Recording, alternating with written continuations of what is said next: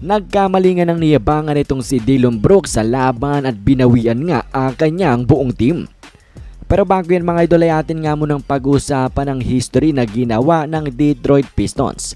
Pero hindi ito magandang history mga idol nang dahil sila na nga ang mayawak ng pinaka mahabang losing streak in NBA history. Sa kanilang ang pagkatalo against sa Brooklyn Nets ngayong araw ay 27-game losing streak nang meron itong Detroit Pistons. At yan nga ang NBA record. At kahit pa nga yan mga idol na itong kanilang star player, franchise player na si Cade Cunningham ay nag-went off at talaga namang grabing performance ang kanyang ginawa.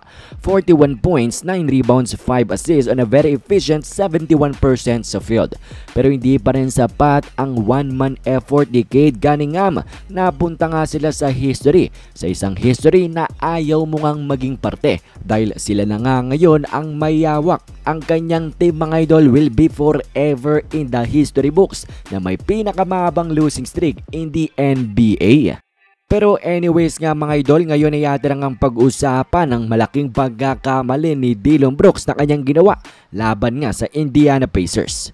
Well, sa tapatan kasi nilang dalawa mga idol, dalawang very exciting at talaga namang energetic na young team, ay etong si Dillon Brooks ay ginawa na naman ang Dillon Brooks things, kung saan mga idol siya nga ay nang iinis nga ng kanilang kalaban ng uurat mga idol, at usually ang kanyang inuurat, iniinis ay ang mga best player, ang mga star player pa ng kabilang kupunan. And in the past ay nakita na rin natin na mag-backfire yung pang-iinis ni Dillon Brooks, hindi nga nagresulta ng maganda. And this game mga idol, ganun nga rin, matapos siyang ang inisin itong si Tyrese Haliburton, titigan mga idol at talaga nga namang parang itont sa laban. Early in the game pa ito mga idol, abay si Tyrese Haliburton tinapos nga ang team ng Houston Rockets.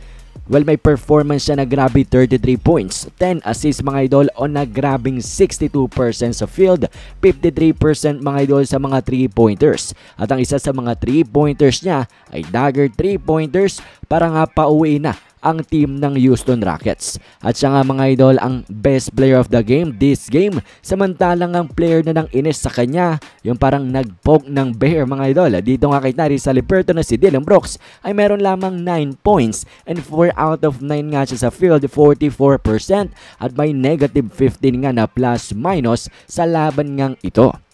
So another game mga idol, another pang-iinis ni Dillon Brooks, pang-uurat niya, and another lesson learned para nga dito kay Dillon Brooks. At isa nga na siguro si Tyrese Haliburton mga idol sa listahan niya na mga hindi niya dapat inisin, dahil ito nga ang kanyang naging bawi. Tinalo ang kanilang buong team matapos nga ng grabing performance niya, amazing performance niya against the Houston Rockets.